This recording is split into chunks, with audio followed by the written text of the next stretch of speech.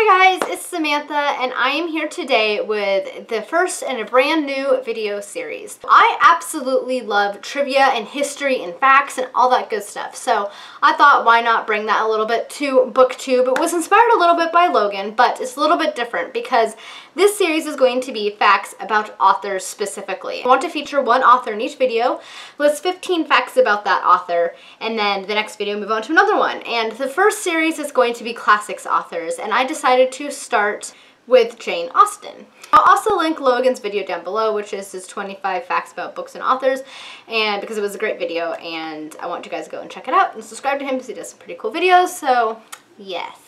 Let us get started. I have researched some interesting facts and trivia about Jane Austen, who is one of my favorite authors. Fact number 1, she lived from 1775 to 1817. Fact number 2, Jane Austen lived and wrote during the Georgian era, not the Victorian era, which is a common misconception. Most people list her as a Victorian era author when she was not at all. She didn't even live during the Victorian era. She lived and wrote during the Georgian era. Fact number 3, when she was a young teenager, she wrote the satirical History of England, which was sort of mocking other historical works at the time on the history of England. It was very tongue-in-cheek, and I think, I might be wrong, but I'm pretty sure you can actually find it and read it. Fact number 4, from the ages of 7 and 13, her friends and family would put on plays within the house, of which at first when she was young would have watched and then later participated in, and they were always comedies, and many historians believe that is where she got her sense of satire that you see often in her novels. Fact number 5, she wrote one play, Sir Charles Grandison of the Happy Man. Started in 1793 and finished it in the 1800s, and I have no idea if you can find it or not. Fact number 6, the original title for Pride and Prejudice was First Impressions. Fact number 7, Sense and Sensibility was originally called Eleanor and Marian. Fact number 8, Jane Austen would read all of her novels to her family, and Pride and Prejudice became one of their favorites. In fact, in 1797, her father attempted to have it published, but unfortunately it was rejected.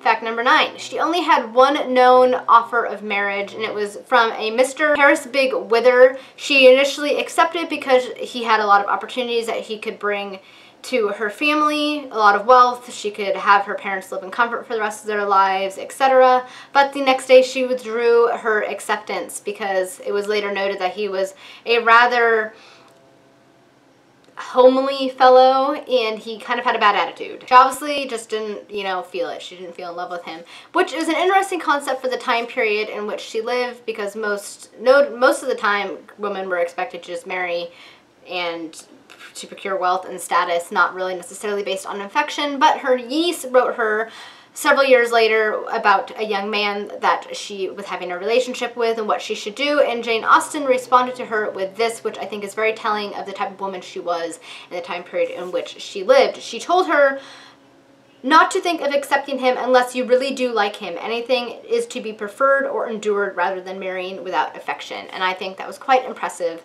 of Miss Jane for the time period in which she lived. Fact number 10.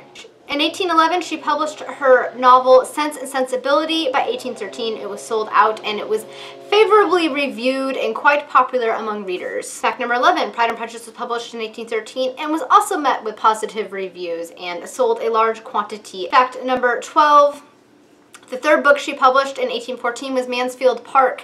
It was largely ignored by reviewers, but it was a huge hit with the public. It sold out in 6 months, and she made more money on Mansfield Park than she had her prior 2 novels. Fact number 13, Jane Austen caught the attention of the Prince Regent and later King George IV. He loved her works, and he had a set of copies of her 3 novels that were published at the time, Sense and Sensibility, Pride and Prejudice, at Mansfield Park, at each of his residences, and his personal librarian contacted her, told her how much he loved her works, and invited her to visit his London residences, which she did, even though apparently she did not much care for him. And his librarian also was trying to pressure her into dedicating Emma, her next published novel, to be dedicated to the Prince Regent. I thought this was really interesting. I had no idea that she had caught the attention of the royals.